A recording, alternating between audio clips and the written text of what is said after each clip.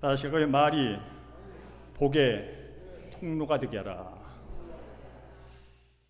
지난주에 우리는 마음은 생명의 근원, 마음은 생명이 흘러나오는 근원이다라는 말씀을 함께 나눴습니다.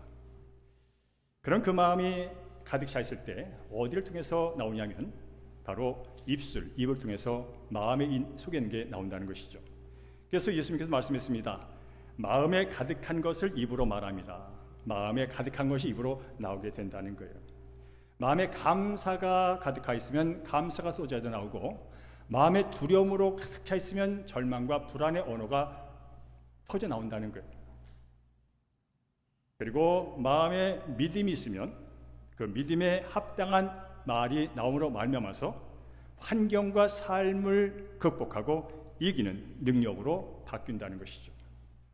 그렇기 때문에 하나님께서는 오늘 잠언 4장 말씀, 지난주에 마음에 이어서 입이라고 하는 것으로 바로 연결을 시킵니다.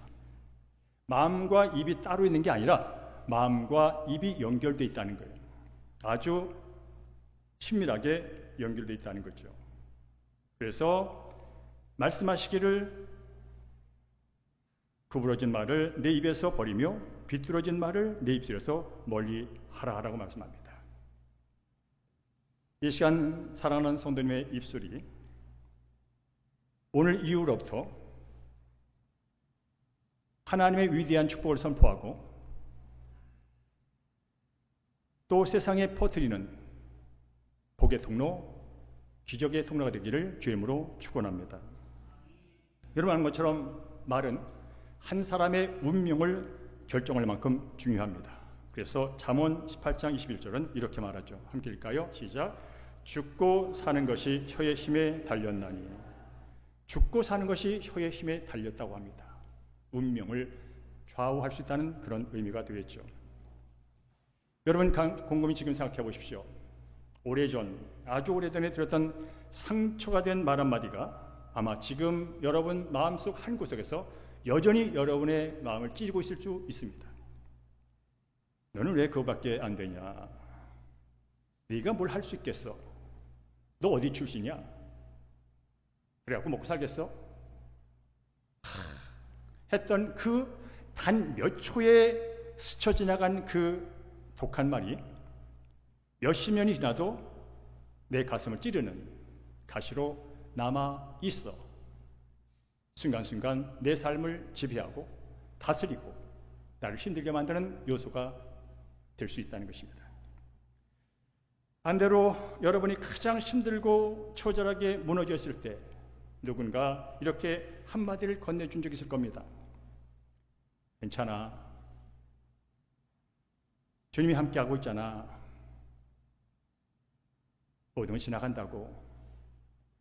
다시 일어날 수 있어.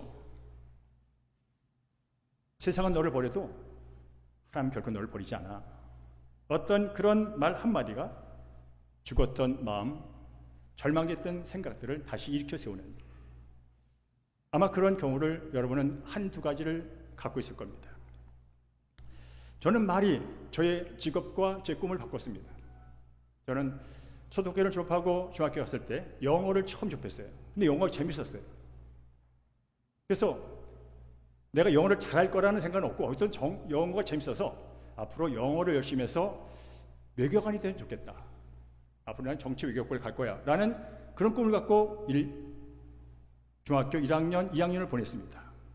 그래서 3학년 때 어떤 일이 벌어지냐면 3학년 때 국어 선생님이 이제 국어책을 돌아가면서 읽게 만듭니다. 근데 제가 제 차례가 된 거죠. 그래서 제가 국어책을 일어나서 읽었어요. 읽는데 곳곳에서 이상한 소리가 나와요. 탄성 소리가 나오는 거예요. 그러면서 아나운서 같다. 제 목소리 좋다. 그런 얘기가 막 나와. 그때 제가 번성기가 끝나고 이제 목소리가 제 목소리로 가는 그런 상태였던 것 같아요. 그러고 나서 그 국어책을 읽고 끝나니까 선생님이 야, 너 아나운서 같다. 너 아나운서면 되겠네. 그렇게 저한테 말을 딱 줬어요. 그때 제가 바로 그래? 내가 그래? 라는 생각하면서 정치 외교학과가 다른 신학과로 바뀌어버렸어요. 그리고 저는 뭐가 됐을까요? 아나운서가 됐어요. 그때 그 책 한 권 읽을 때 아이들의 탄성과 야 아나운서 같아, 목소리 좋아, 야 너 아나운서 되겠어라는 그 말이 저 인생을 바꿨단 말이죠.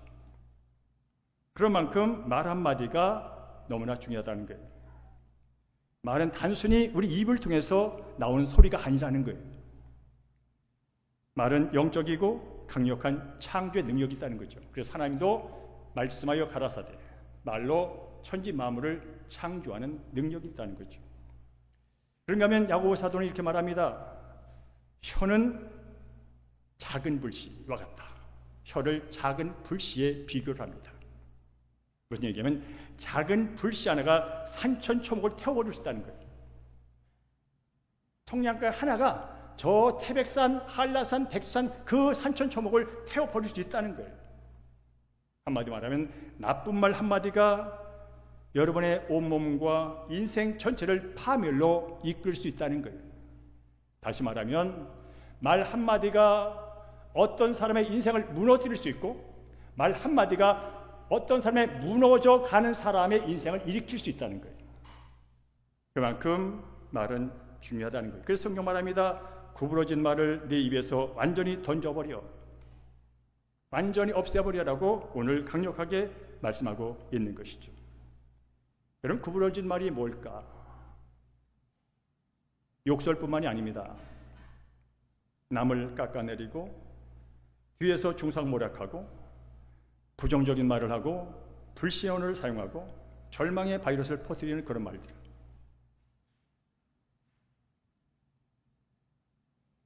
그래서 우리 그리스도인들은 분명한 말의 기준을 갖고 살아야 됩니다. 그 점에 대해서는 에베소 4장 29절에서 이렇게 우리에게 기준을 제시하죠. 함께 읽어볼까요? 시작. 오직 덕을 세우는데 소용되는 대로 선한 말을 하여 듣는 자들에게 은혜를 끼치게 하라라고 말씀합니다. 이게 바로 그리스도인들이 말해야 되는 기준입니다. 은혜를 끼치게 하라. 듣는 자들, 네 말이 어떤 말이든 간에 듣는 사람이 은혜를 받고 힘을 얻고 살아나도록 하라라는 뜻입니다. 옳은 말을 할 때도 사랑을 갖고 하라는 거예요. 이건 옳으니까 되게 많은 사람이 옳은 말 때문에 상처를 받습니다. 옳은 말 때문에 상처를 받습니다. 그 옳은 말을 할 때도 정말로 그 영혼을, 그 사람을 정말 사랑하는 마음을 가지고 부드럽게 겸손하게 잘 말하라는 겁니다.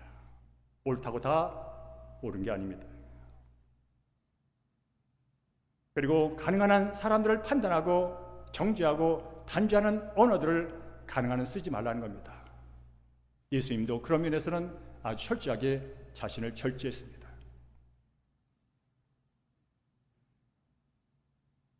사랑하는 성도 여러분, 특별히 우리가 교회를 다니면서 그런 말을 많이 들었을 겁니다. 믿음의 말을 하세요. 축복의 말을 하세요. 살리는 말을 하세요. 오늘 그 얘기할 거예요. 믿음의 말이 뭐냐면요, 환경을 보고 환경에 보여진 대로 말하는 게 아니고, 그건 사실 맞아요. 그냥 환경에 보여진 대로 말하는 게 아니라 그 환경을 바라보시는 하나님의 입장에서 말을 하는 거예요. 이게 믿음의 말입니다. 내 눈과 경험과 지식에 따라서 순간적으로 판단된 대로 말하는 게 아니고, 그건 누구나 할 수 있는 말이에요. 저절로 나오는 말이에요. 바로 그 상황과 순간과 사건을 하나님의 마음으로 보고 하나님 차원에서 어떻게 해결할까, 어떻게 보실까, 그런 마음을 갖고 말하는 게 믿음의 말이에요. 그럼 이렇게 또 오해하신 분이 있어요. 목사님, 그러면 아파도 안 아프다고 말하는 게 믿음의 말입니까? 그렇지는 않아요. 아프면 아프다고 말은 하세요. 아프면 정말 힘들다고 말은 하세요. 기독교의 믿음은 현실을 도피하지 않습니다. 현실을 부정하지 않습니다. 현실을 있는 그대로 바라봅니다. 중요한 것은 그 눈앞에 보이는 문제와 현실보다 훨씬 더 크시고 능력이 많으신 전능하신 하나님을 바라보며 선포하는 것, 그게 바로 믿음의 말이라는 것입니다. 예를 들면 그런 거죠. 지금 제 눈에는 아무것도 안 보여요. 제 귀에는 아무것도 안 들려요. 하지만 전능하신 하나님께서 내 삶을 아시니 그분께서 빛을 비춰주시면 보이게 될 것이고, 광야에 길을 내시면 길이 뚫릴 것이고, 사망의 강을 내시면 문제가 해결될 겁니다. 지금 나는 약하여 넘어졌지만 하나님께서 그의 강한 오른팔로 나를 붙들고 계시니 그의 손이 나를 다시 세울 걸 저는 믿어요.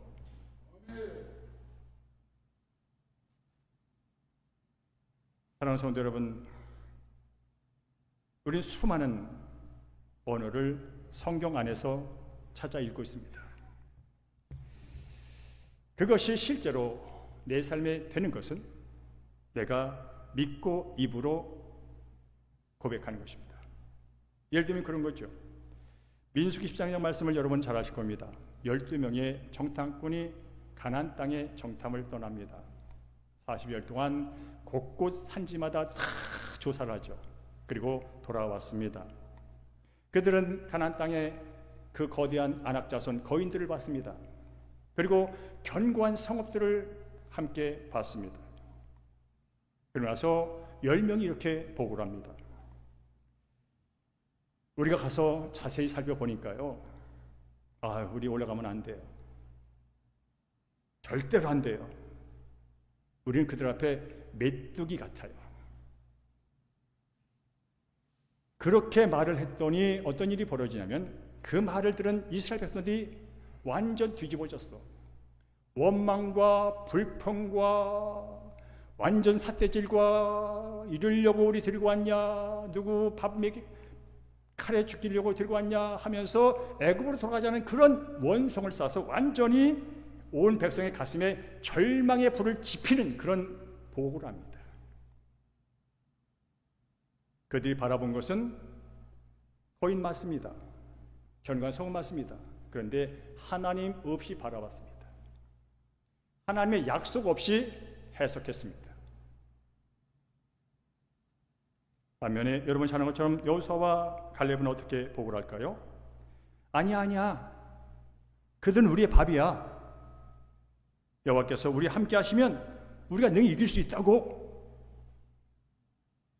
여러분 오해하지 마십시오. 여호수아와 갈렙도 거대한 안악자손을 봤습니다. 안악자손이 없다고 우기는 게 아닙니다. 그들도 정말 견고하게 쌓여있는 높은 성벽을 봤습니다. 성벽이 없다고 무시하는 게 아닙니다. 그런데 그들은 하나님이라고는 분과 하나님이 이미 약속으로 주신 약속에 근거하여 그 사실을 받고 그 사실을 해석하고, 그러니까 그런 말이 나온 겁니다. 하나님이 약속했잖아. 하나님이 친히 직접 가신다고 그랬잖아. 우리가 믿는 하나님 누구야? 천지 만물을 지으신 창조주 하나님 아니야? 전능하신 하나님 아니야? 그러니 그분이 함께하면 거대한 안옥자손이 뭐야? 우리보다 키가 좀 클 뿐이지, 우리보다 조금 몸무게가 더 나갈 뿐이지, 성벽 우리가 볼 때는 견고하지만 위에서 보면 별거 아니야. 그런 마음이 자연스럽게 믿음으로 장착되어 있던 거예요. 그러니까 그런 고백을 하게 되는 거죠. 사랑하는 성도 여러분, 예수 믿는다고 교회 열심히 다닌다고 어려운 일 없는 거 아닙니다. 내 앞에 힘든 거인 같은 장벽이 없는 게 아니에요. 현실을 부정하지 않습니다. 그러나 우리는 거기서 멈추지 않습니다. 있는 그대로 있는 것을 인정하지만 그 자체로 멈추지 않습니다. 바로 있는 그것보다 크신 전능하신 하나님을 바라보며 그것을 바라보고 주님과 함께 나갈 것을 우리는 믿음으로 선포하며 갑니다. 그래서 말이 중요합니다. 말은 바로 기적과 복이 흐르는 통로가 되기 때문에 그렇습니다. 그래서 오늘은 저는 설교를 아마 길게 하지 않을 것 같아요. 말은 설명해서 되는 게 아니라 말은 해야 되는 겁니다. 그래서 함께 하기를 원합니다. 말은 창조의 능력이 있다고 조금 전에 말씀을 드렸습니다. 그래서 많은 말을 하면 좋겠지만 그냥 세 가지만 하기를 원합니다. 첫째로, 이 자리에 자녀들이 있어요. 다음 세대가 있어요. 여러분, 부모에 비해 나가는 선포는 자녀의 일생을 결정짓는 영적인 유산이라는 사실을 들어보셨습니까? 왜 자녀가 지금 그 모양일까? 왜 자녀가 그 모양일까? 라고 우리는 가끔 자녀를 바라보며 한숨 쉴 때가 있습니다.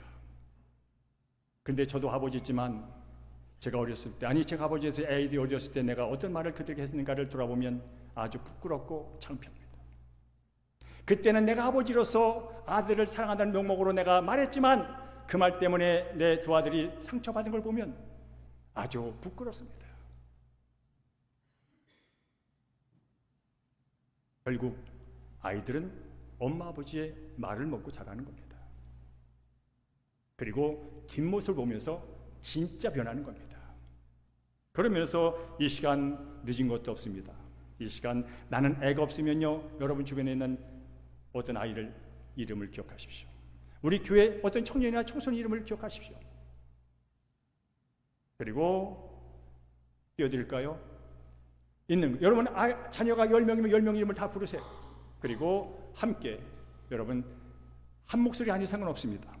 여러분이 정말 여러분의 자녀를 지금 이 순간, 그 자녀가 50이 됐든 40이 됐든 10살이든 2살이든 1살이든 간에 정말 그 자녀가 하나님 안에서 어떤 삶을 살기 원하는지 한번 이 시간 함께 선포 보겠습니다. 시작. 광효야, 너는 하나님께 너무나 소중한 사람이야. 정효야, 너는 하나님께 너무나 소중한 사람이야. 지금의 결과 어떻든 나는 너를 위해 기도하고 있어. 하나님의 인생의 걸음을 인도하시고 지켜주실 거야. 물론 이 기도 어린 자녀에게는 편하고, 그런데 난 나이가 90이야, 내 아들이 60이 넘었어, 그런 분이 있을 거란 말이죠. 그런 분이 있어도 할 수 있어요. 여러분, 전화기를 통해서 얘야 사랑한다, 얘야 고맙다, 지금까지 잘 살아줘서 고마워, 너를 위해 지금도 내가 할 수 있는 것은 물질도 아무것도 너한테 도움이 안 되지만 너를 위해 나는 기도의 끈을 놓지 않았어. 네가 건강하기를 원하고 네 사업이 잘 되길 원하고 너를 통해서 너희 자손들이 더 번성하기를 나는 날마다 기도한다.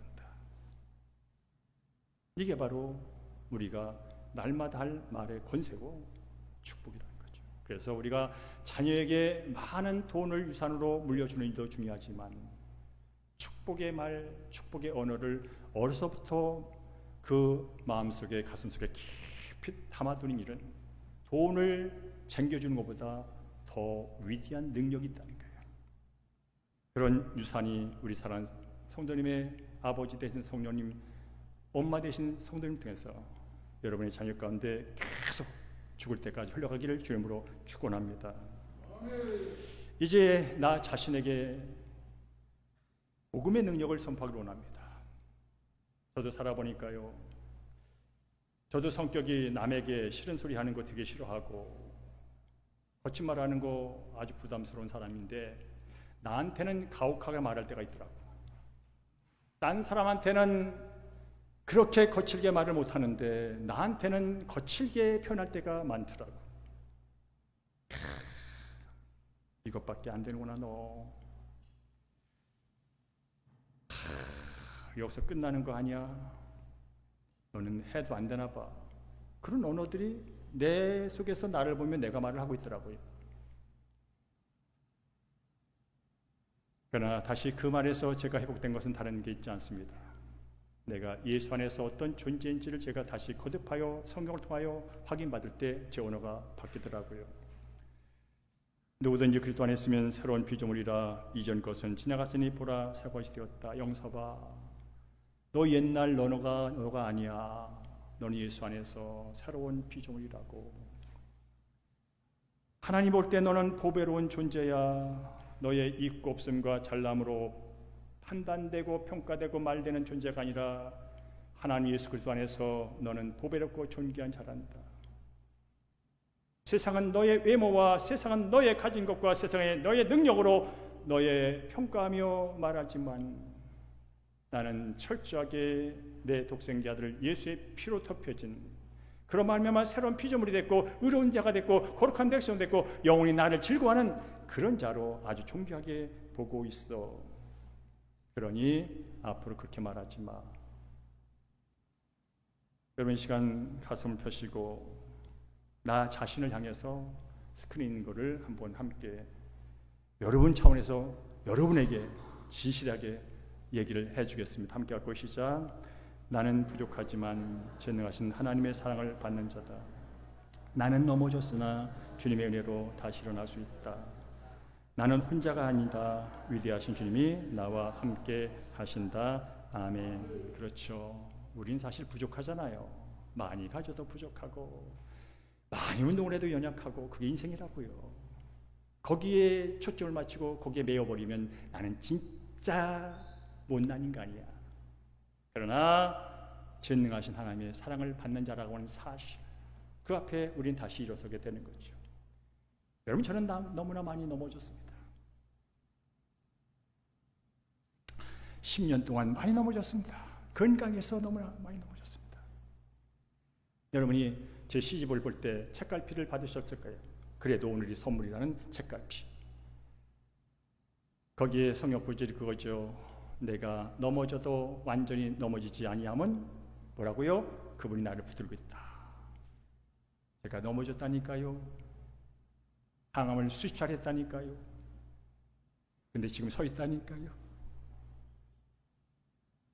넘어졌으나 그분의 은혜가 나를 계속 붙들고 그분의 사랑이 계속 나를 붙잡아서 여기까지 있다니 하는 고백. 여러분도 넘어질 수 있어요. 실수할 수 있어요. 실패할 수 있어요. 그러나 여전히 하나님의 은혜가 여러분의 실패보다 여러분의 실수보다 여러분의 넘어짐보다 크신 줄로 믿으시기 바랍니다.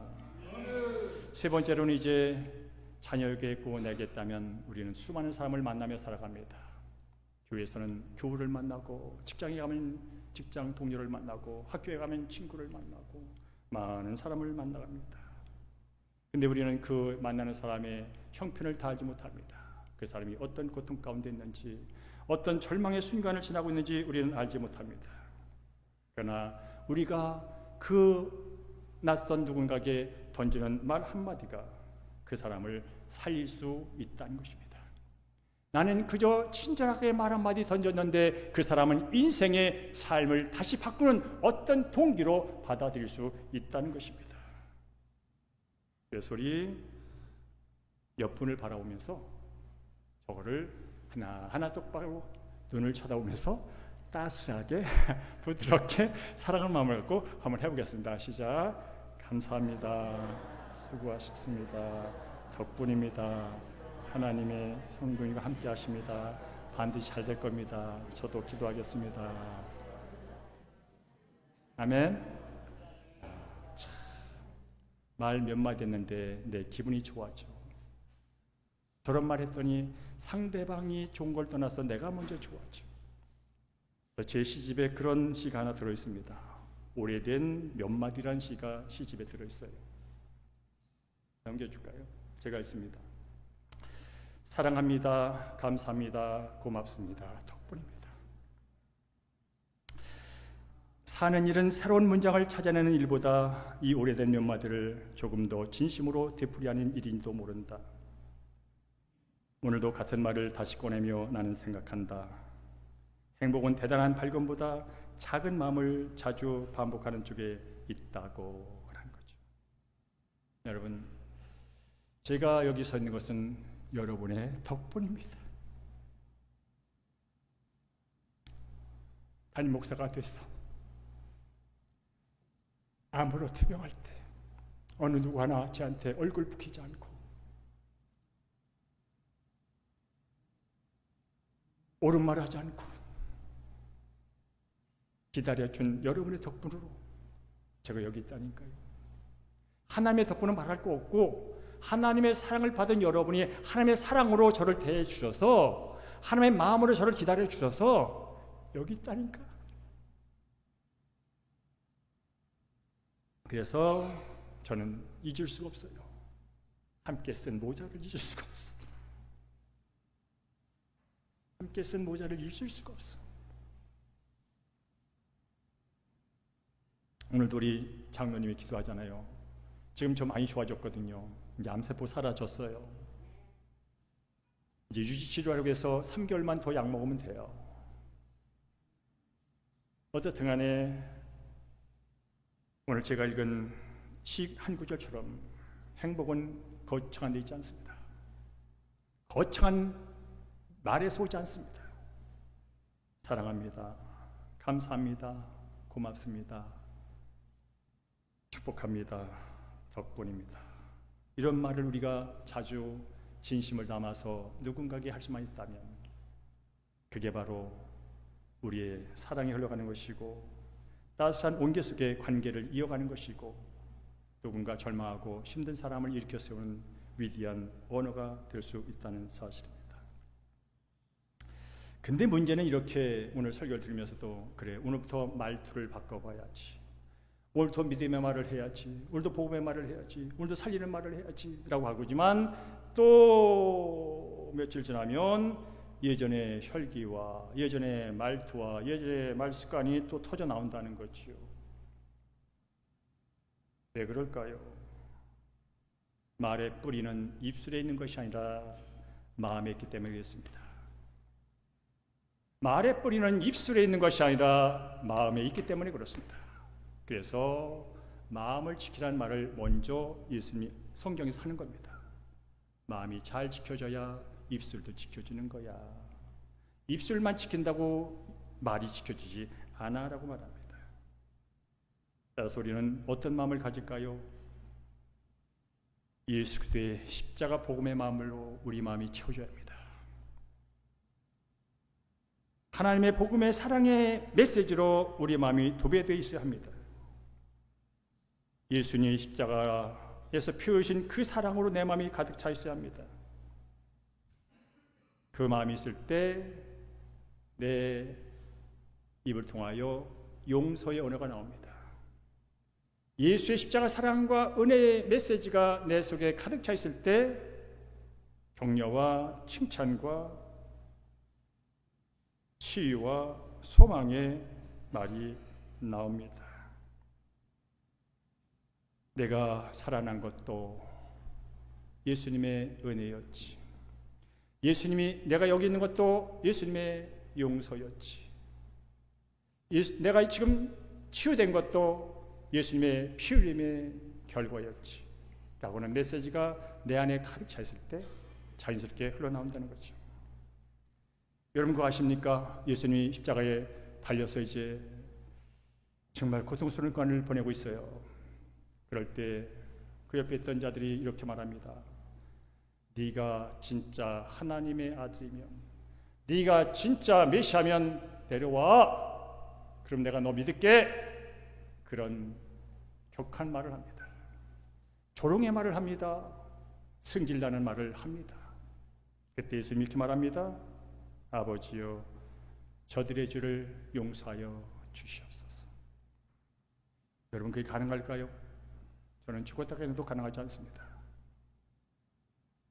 그런데 이런 순간들이 우리 삶 가운데 찾아온다는 거예요. 내 마음을 팍팍 긁는 일이 하루에도 몇 번씩 찾아온다는 거예요. 그럴 때 팍팍 긁을 때마다 내 속에 사람을 팍팍 긁는 것에 대응하면 관계는 끝나는 것이고 내 마음은 힘들어지는 거죠. 그래서 예수 그리스도께서 나를 구원하기 위하여, 나를 살리기 위하여 아버지 저들을 용서하여 주옵소서 했더니 그 마음이 내 안에 들어와 있을 때 나도 그 은혜에 힘입어, 그 복음에 힘입어 나도 모르게 그 영혼을 불쌍히 여기며 그 영혼이 그 자리에서 벗어날 수 있는 언어를 사용해야 될 때 그 사람이 깜짝 놀라는 거지. 나는 이런 말로 저를 죽이려고 했는데 저 친구는 저런 말로 나를 살리는구나 라는 일이 벌어지는 거죠. 그럴 때 나도 살고 그 사람도 살아 함께 사는 일이 일어난 줄로 믿습니다.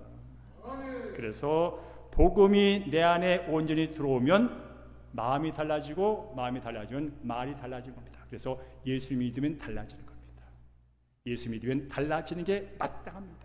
왜냐하면 그분의 생명과 그분의 언어와 그분의 사랑과 그분의 치유와 그분의 소망이 내 안에 가득 차 있어서 그렇게 반응할 수 있기 때문에 그렇습니다. 이제 말씀을 맺습니다.